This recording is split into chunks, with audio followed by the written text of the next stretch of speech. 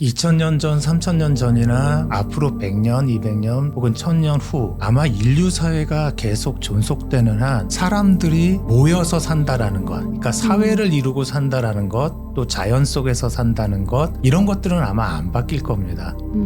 또 사람들의 욕망은 크다. 사람들의 욕망을 다 합쳐놓은 것을 자연이 충족시켜주지 못한다. 그러니까 자연의 산물보다 사람의 욕망의 총합이 훨씬 더 크다라는 거죠. 이것도 아마 미래에도 안 바뀔 겁니다. 이런 식의 어떤 통찰인데 어떤 통찰이냐면 보편적인 통찰인 거죠. 독일의 철학자 야스퍼스라는 사람이 추계 시대라는 말을 썼고 추계 시대. 네, 추계 시대. 이 시기가 인류가 대오 각성하던 시기라는 거예요. 그리고 그때 나왔던 책들이 소위 말하는 고전으로 자리 잡기 시작한 시기죠. 그 메시지의 가장 공통적 아주 핵심은 뭐냐? 네, 오늘은 오래된 책에서 얻을 수 있는 삶의 통찰을 들려주실 두 분을 모셨습니다. 먼저 서양 고전을 연구하시는 서울대학교 인문학연구원 김헌 교수님, 그리고 동양 고전을 연구하시는 서울대학교 인문학연구원 원장 김월회 교수님이십니다. 어서 오세요. 예, 안녕하세요. 안녕하세요. 반갑습니다. 반갑습니다. 오늘은 제가 동양 고전과 서양 고전을 각각 대표하시는 두 분을 모셔서 이야기를 나누게 됐는데요. 정말 음양의 조화처럼 두 분이 이렇게 중립을 딱 지켜주실 게 너무 기대가 되는데요. 두 분은 또 평생을 고전 연구에 바치신 거잖아요. 두 분이 생각하시는 고전의 정의? 고전이 그냥 단순히 오래된 책은 아닐 것 같거든요. 장려주서. 한자어로 우리가 고전하니까 그 말 그대로가 오래된 책이잖아요. 네. 근데 서양에서는 이걸 클래식스라고 부르잖아요. 영어 단어에는 클래스라는 말이 있잖아요. 계급, 네. 급 뭐 이런 걸로. 그게 라틴어에서 클라시스라는 말에서 시작된 거예요. 로마에서는 크게 네 가지 계급이 있었어요. 맨 밑에가 이제 노예, 평민, 기사 계급이 있었고 가장 높은 계급을 귀족 계급이라고 불렀어요. 노블리스라고 해서. 노블리스 네. 올리주 할 때. 예, 그렇죠.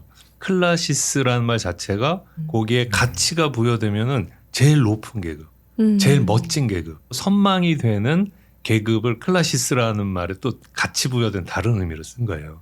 그리고 거기다 클라시코스라는 말을 쓰면은 그 제일 멋진 계급다운 이런 뜻으로 쓴 거예요. 그러니까 책 중에 책도 여러 종류가 있다. 네. 책에 여러 클라시스가 있는데 책에도 책 중에 계급이 있다. 그 제일 높은 계급을 이제 클라시코스라고 부를 수 있는 거고, 예를 들면 춤을 추는데도 여러 단계가 있다. 그러면 그 춤 중에 그럴 때도 그걸 이제 클라시스.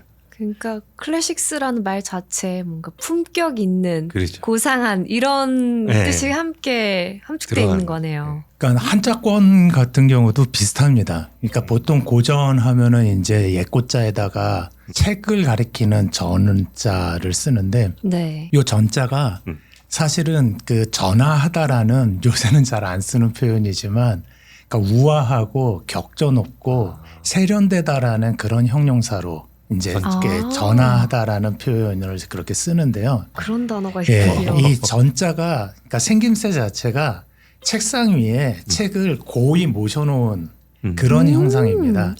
그러니까 이제 그러니까 한자권 쪽에서도 고전하면 지금 말씀하신 것처럼 이렇게 우러러 보는 것, 그다음에 격조 높은 것, 세련된 것, 우아한 것, 뭐 그런 의미가 전자에도 담겨 있는 셈입니다. 그러니까 요게 이제 그 의미 차원에서의 고전의 해석이라고 한다라면 이제 저 개인적으로는 고전은 사용 가능한 골동품 이제 이런 식으로 정의를 하는데요.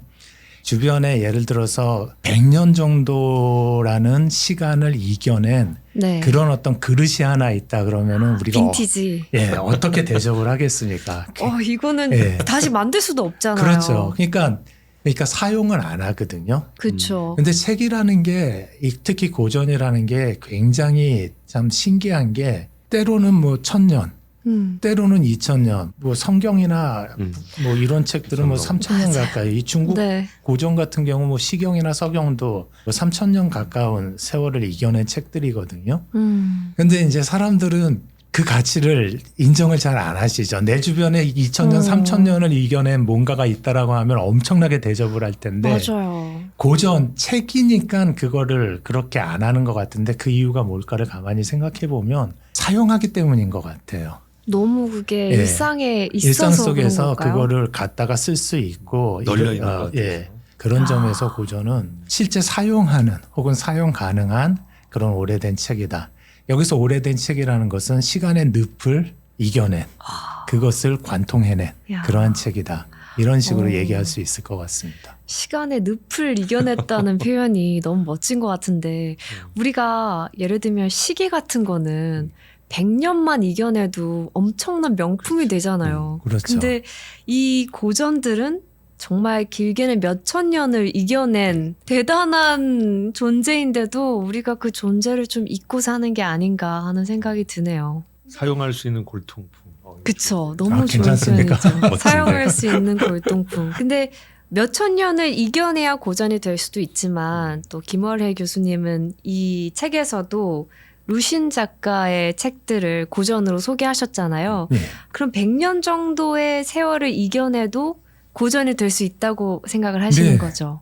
예를 들어서 영화 같은 게 나왔을 때 현대 영화의 고전이다라고 그런 식으로 표현하지 않습니까? 네. 그러니까 그랬을 때 이 고전은 이 작품은 시간의 늪을 분명히 이겨낼 것이다. 건너낼 것이다라는 그런 이제 확신이 있기 때문에 그런 표현이 이제 가능한 것 같습니다. 왜 어떤 책들만 유독 그렇게 오래 끈질기게 살아남을 수 있었을까요? 계속 트렌드는 바뀌는데.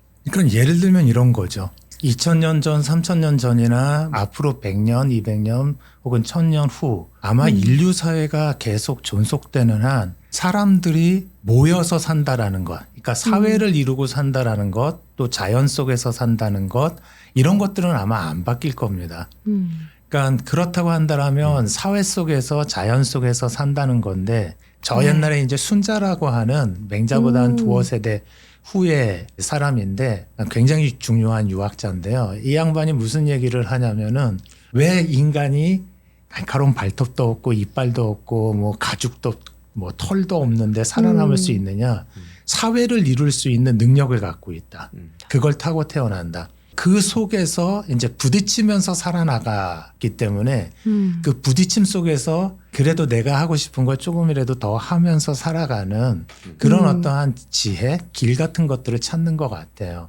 이거는 저 옛날이나 지금이나 미래에도 변함이 없을 거고 또 사람들의 욕망은 크다. 사람들의 욕망을 다 합쳐놓은 것을 자연이 충족시켜주지 못한다. 그러니까 자연의 산물보다 사람의 욕망의 총합이 훨씬 더 크다라는 거죠. 와, 그 옛날에 이미 예. 그런 말씀을 한 2200여 하셨네요. 년 전에 그런 얘기를 하는데 이것도 아마 미래에도 안 바뀔 겁니다. 이런 식의 어떤 통찰인데 어떤 통찰이냐면 보편적인 통찰인 거죠. 두 교수님들은 그럼 언제부터 이렇게 고전에 입문하게 되셨어요? 고전의 매력에 빠져들었던 그런 순간이 혹시 어렸을 때였나요? 뭐 저부터 말씀을 드리자면요. 전제가 하나 있는데요. 저 어렸을 때는 그 게임도 없었고요.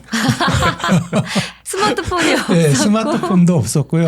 심지어 채널도 3개밖에 없었습니다. 방 TV의 채널도. 그다음에 더 중요한 거는 채널 선택권을 제가 갖고 있지 못했다라는 거고 예, 아버지가 갖고 계셨고 텔레비전은 안방에 있었고 그러니까 할 게 없었다라는 전제 하에서 볼 거는 책밖에 없었다.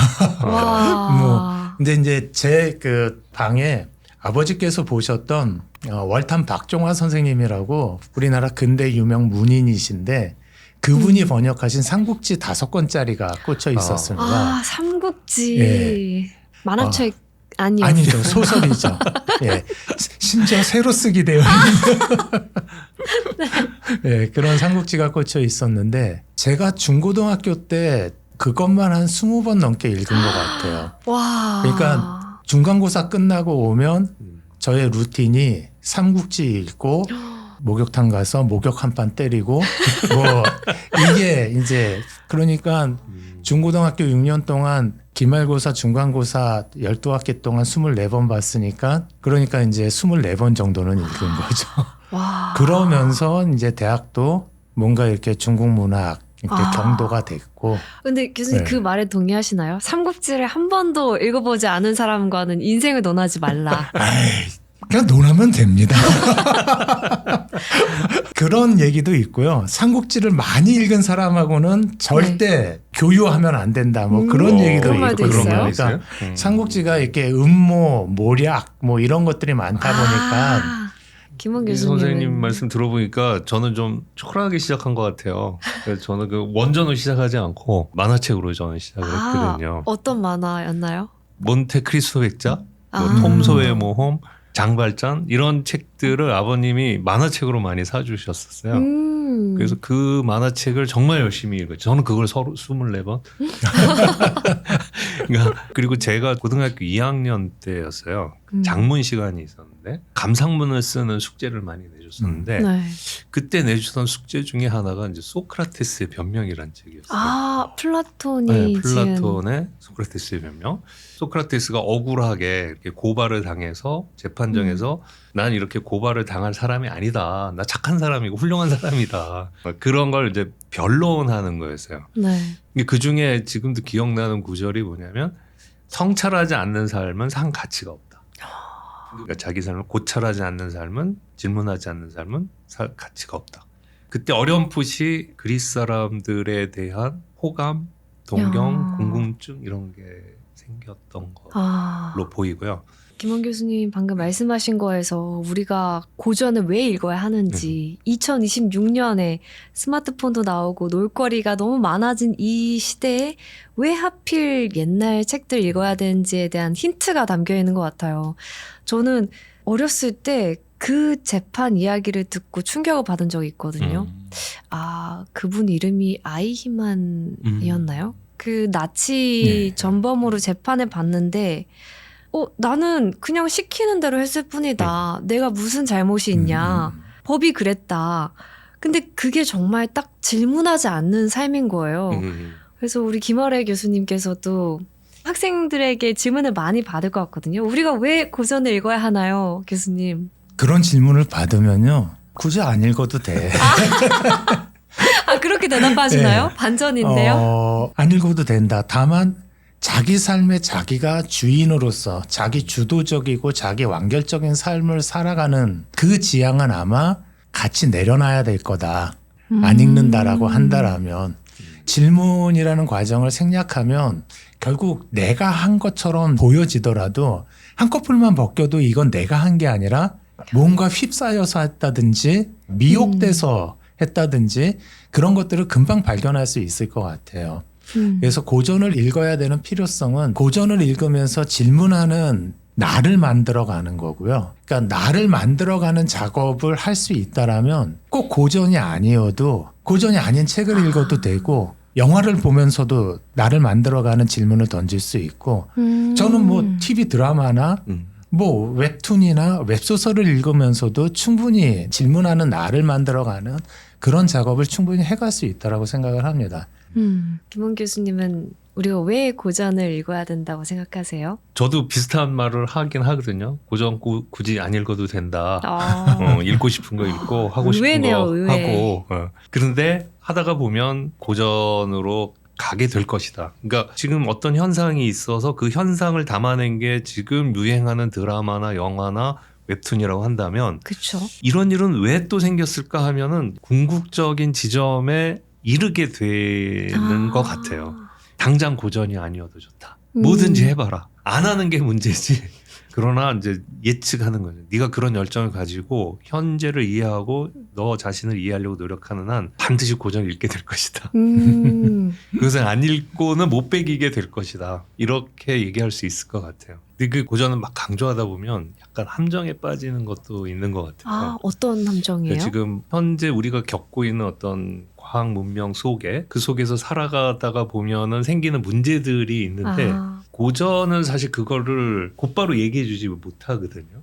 사실 그 내용을 그 역사적 맥락에서 뚝 떼어가지고 현대 속에 딱 집어넣으면 네. 안 먹히는 거예요. AI 문제라든가 비트코인의 문제라든가 근데 거기에 고전을 갖고 답해야겠다고 논어 펼쳐봐야 국가 펼쳐봐야 답이 안 나오는 당연히 안 나오죠. 제가 그 교수님이 이 책에서 쓰신 예시 중에 베르닌이었나요? 그 미술관에 있는 네. 남성이 여성을 납치하는 그런 장면들.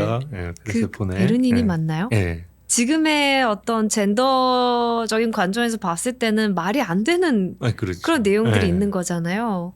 그런 경우는 이 고전을 어떻게 받아들여야 되나, 아직까지도 그럼에도 불구하고 이런 내용들이 가치가 있는 것인가라는 의문이 들었거든요. 그렇죠. 그 극단적으로 고전을 비판하는 사람들 예를 한번 들면 아리스토텔레스 정치학은 읽지 마라. 그거는 왜요? 여성을 거의 폄하한 수준으로 쓴 책이다.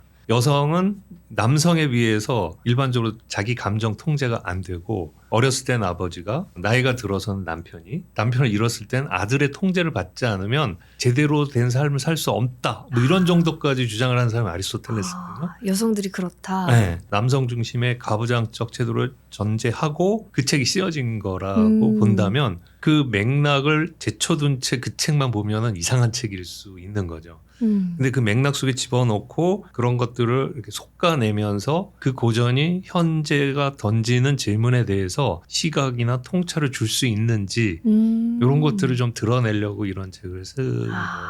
동양 고전에서도 현실의 상황과 맞지 않는 부분들이 분명히 나오잖아요. 맹자에서도 그럼요. 그렇고. 엄청나게 나오죠.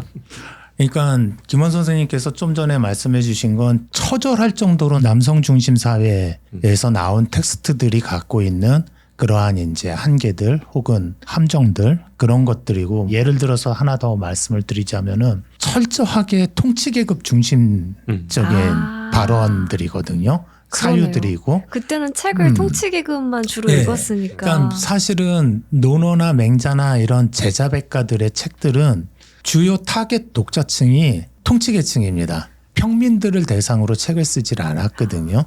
그러니까 이제 그러한 맥락을 읽어내는 게 중요한 거죠. 예를 들어서 논어에서 이런 표현이 나옵니다. 백성들은 알게 할 수는 없고 깨닫게 해줄 수는 없고 다만 따라라 하면 따르게 할 수는 있다. 그런 거에서 이제 실제로 중국이 근대화되는 과정에서 서구의 문물 학술을 익힌 진보적 지식인들이 우리나라는 저 옛날서부터 우민론의 세계였다. 봐라. 공자가 이렇게 얘기하지 않았느냐. 이제 그렇게 얘기를 하거든요. 근데 공자 시대의 인프라를 놓고 생각을 하면 백성들이 생업에 종사하기도 바쁜데 너 학교 다녀라. 그러면 학교가 곳곳에 있는 게 아니기 때문에 그러면은 예컨대 농번기에 학교 다니느라고 농사 짓지 못하면 망하는 거잖아요. 죽기도 하고. 네, 생존이 중요했으니까. 그러니까 니네 지식인들 뭐 하는 거냐. 니네가 지배계층으로서 정당화되려면 그들을 가르쳐라. 그러니까 생업의 중간중간에 일정한 시간을 내서 니들이 가가지고 백성들을 가르치는 거다. 그래서 인간답게 살 수 있도록 교화하는 거다. 이게 이제 기본적인 공자시대의 사고의 메커니즘이었던 거죠. 그 맥락하고 같이 읽으면은 공자는 우민론자였다? 이런 식으로 얘기하는 게 참 힘들어지는 거죠. 우리가 유적지 같은 데 가면 가이드분이 해설을 해주시잖아요. 그렇죠. 그런 것처럼 두 교수님들처럼 이렇게 그 시대에 맞게 얘기를 해주실 수 있는 분들이 꼭 필요한 거였네요. 이 고전들의 주요 타겟층이 통치자, 리더들이었다 보니까 그렇죠. 리더들이 갖춰야 되는 덕목에 대한 이야기가 많잖아요. 그렇죠. 네. 근데 저는 이 점은 오히려 더 좋은 것 같은 게 요즘은 우리 모두가 우리 삶의 리더잖아요. 그렇죠. 내 삶을 경영해야 되는 네. 자기주도적인 자기주도적인 삶을 살아야 되는 시대다 보니까 그런 부분들이 또 요즘 시대에 우리가 통찰을 얻을 수 있지 않나 싶더라고요. 맞아요. 결국은 자기 삶을 주도적으로 이끌고 나가고 싶은 모든 사람에 대한 인생의 매뉴얼이 아닌가. 어떤 전자기기를 사용하려고 할 때 사실 매뉴얼을 철저히 읽어보면 이 기기를 100%다 활용할 수가 맞아요. 있는 거죠. 그러면 인간에 대한 매뉴얼이 있는가? 인간의 매뉴얼. 인간이 뭘 할 수 있는지, 어떤 한계가 있고 뭘 잘못하면 고장 나는지, 이런 걸 잘 알면 내 인생 자체를 잘 살아갈 수 있다고 볼 수 있잖아요. 그랬을 때 저는 그게 고전이라고 보는 거예요. 그러니까 숱한 그 삶을 이미 우리보다 앞서서 치열하게 어떤 역사적 맥락 속에 살았던 사람, 그리고 자신의 실존적인 문제를 가지고 고민했던 사람, 그 사람이 부딪혀가면서 실패했던 거, 억울했던 거, 성공했던 거 이런 것들을 깊이 숙고하면서 쓴 책이 고전이라고 할 수 있다라고 한다면 내 삶의 통치자가 되기 위한 그런 일종의 매뉴얼이라고 볼 수 있죠. 야. 잠깐 이어서 저희 동네 쪽 얘기를 한다면 네. 통치의 매뉴얼, 통치자의 매뉴얼이라는 표현을 이쪽 한자권에서는 경세라는 표현을 많이 썼습니다. 그러니까 세상을 경영하다.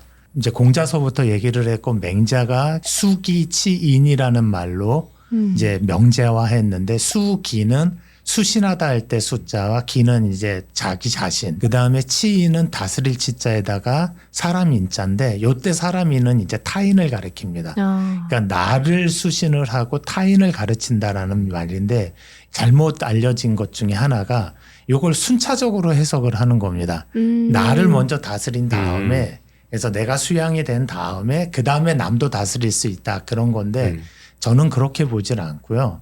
수기하고 치인은 서로가 서로에게 되먹임되는 그러니까 수기의 완성은 치인인 거고 그러니까 남을 다스린다라는 것도 나를 그 수신하는 거 나를 다스리는 것의 일환인 거고 치인의 전제가 이제 수기라는 얘기는 결국 나를 다스린다라는 게 결과적으로는 남을 다스리는 쪽으로 이어진다라는 그 얘기가 되거든요. 그래서 아까 말씀하신 것처럼 자기 주도적인 삶을 펼쳐내는데 고전이라는 것이 하나의 발판이 될 수 있다. 충분히 그렇게 얘기할 수 있을 것 같습니다. 사람이 다 저마다의 가치관을 가지고 있고 다 저마다 생각하는 의로움의 기준이 다르잖아요.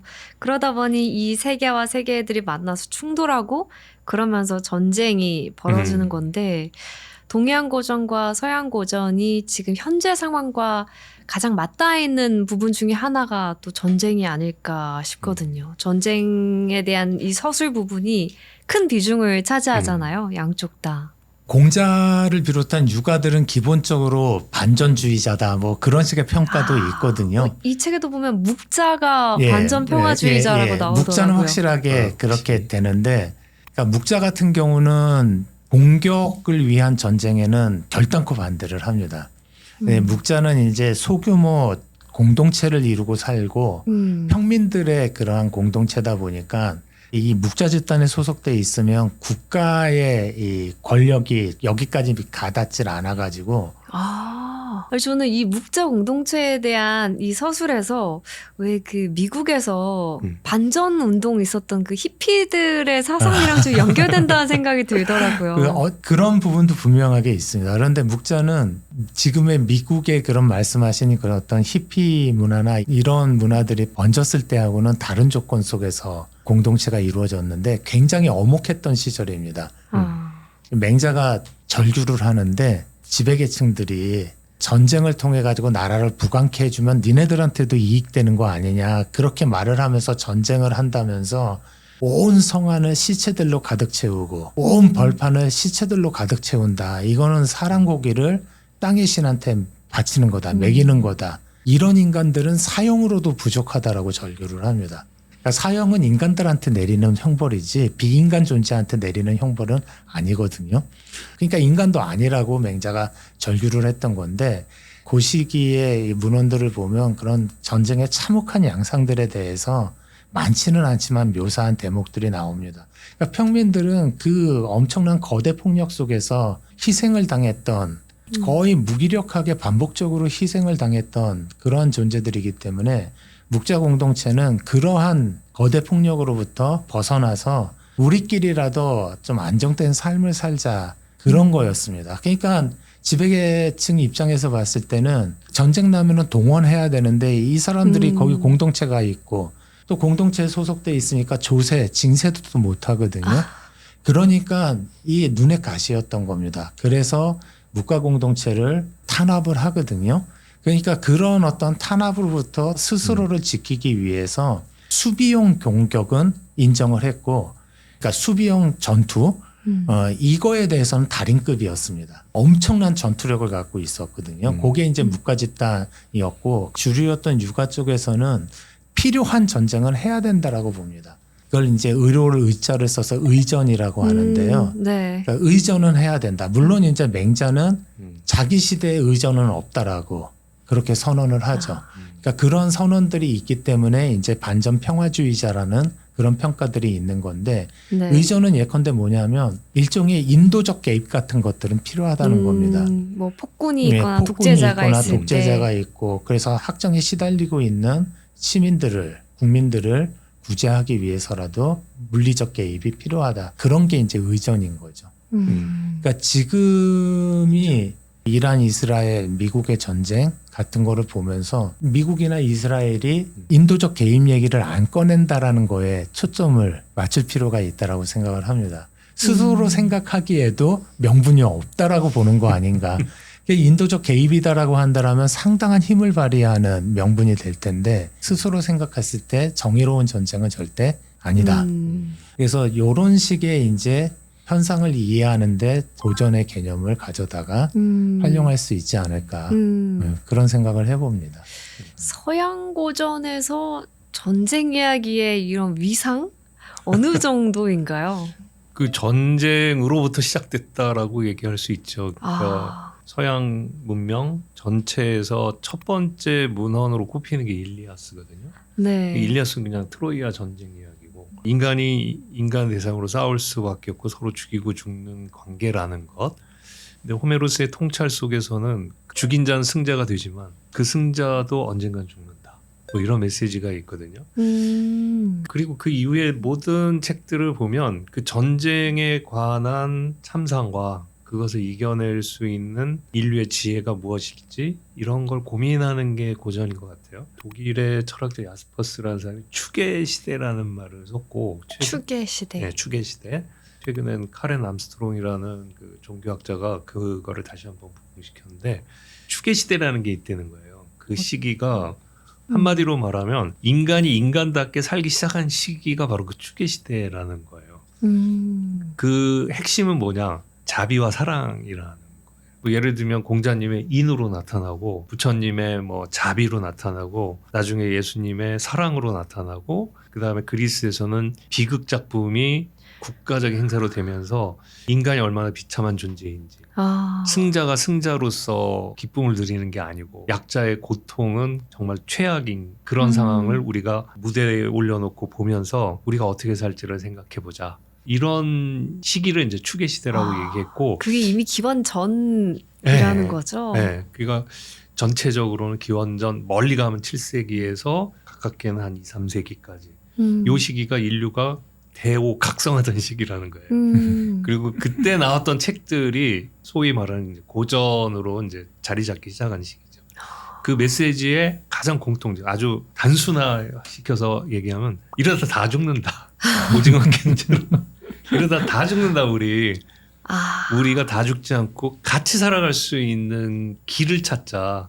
그게 인간다운 길이다. 그럼에도 불구하고 지금 살펴보면 아까 명분 없는 전쟁이랬는데 이 이란하고 미국, 이스라엘 이 싸움을 잘 보면 이게 공생이나 같이 잘 살아보겠다는 전쟁인지 아니면 이게 강한 자가 약한 자를 짓밟으면서 강한 자가 자기 뜻대로 모든 걸 꾸려나가고 자기가 최대한 이익을 남기고 짓밟힌 자에 대한 전혀 배려나 관심이나 애정이 없다면 이건 추계 시대 때 나타난 현자들이 그 통곡할 일이죠. 그렇죠. 아직도 인간이 여전히 야만적이고 짐승만 못하다.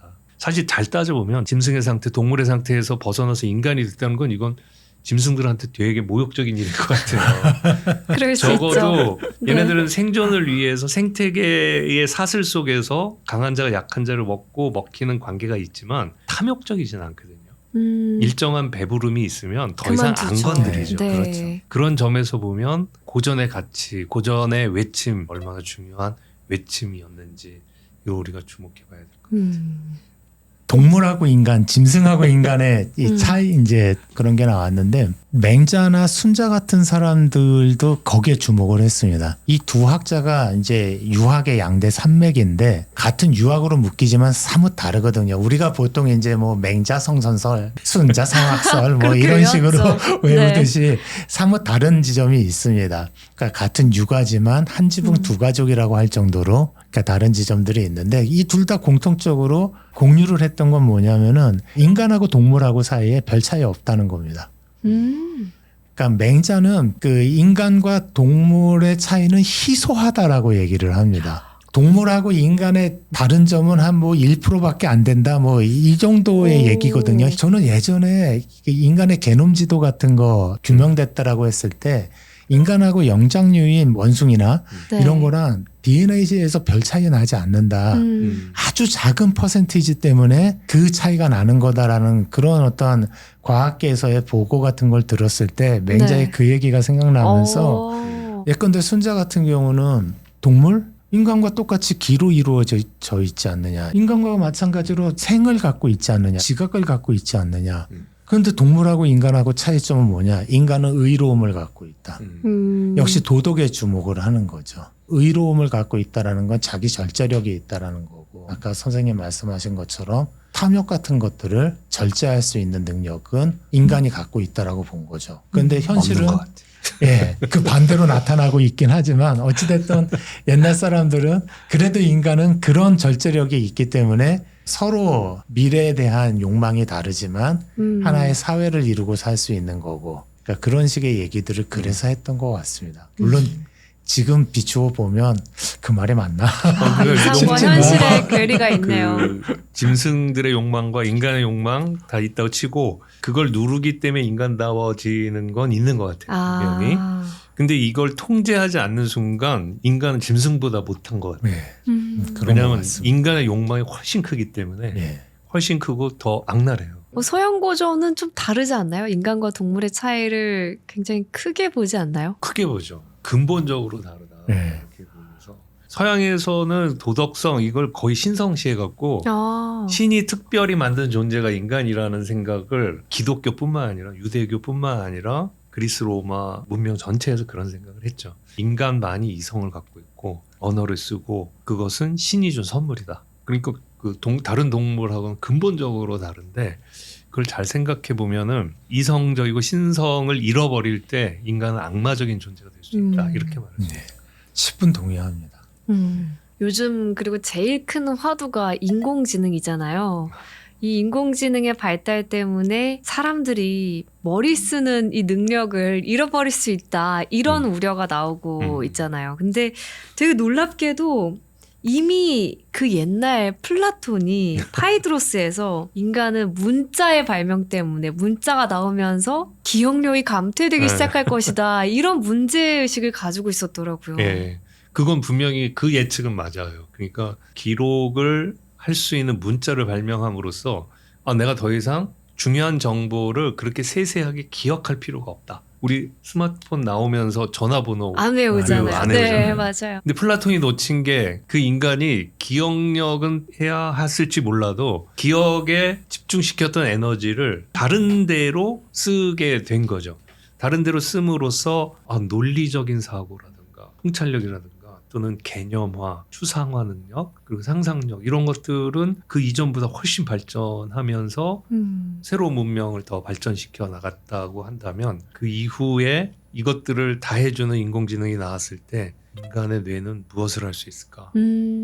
그건 아직 가늠은 안 되지만 여러 가지 생각을 해볼 수 있죠. 맞아요.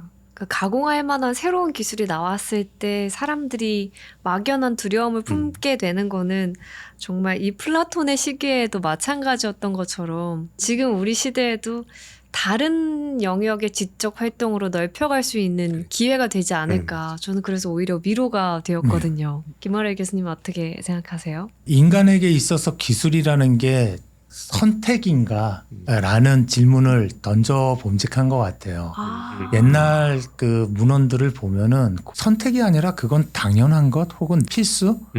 그러니까 인간이라고 쓰고 인간 플러스 기술로 읽어야 된다라는 거죠. 그러니까 다산 정약용 선생님 같은 분도 기회론이라는 글을 쓰면서 인간이 된 건 기술 때문이다. 근데 그 기술의 원천은 지능이다. 그래서 선생님 아까 말씀하신 것처럼 뇌라는 것은 쇠퇴라는 건 없다.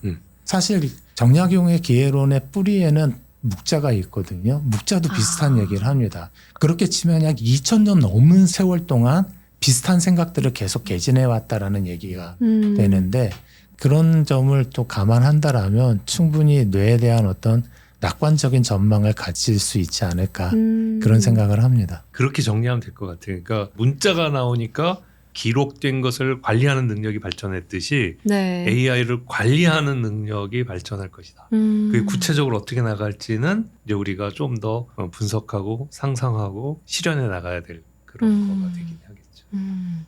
이제 마지막으로 두 교수님들의 인생 고전 책들에 대해서 이야기를 듣고 싶어요.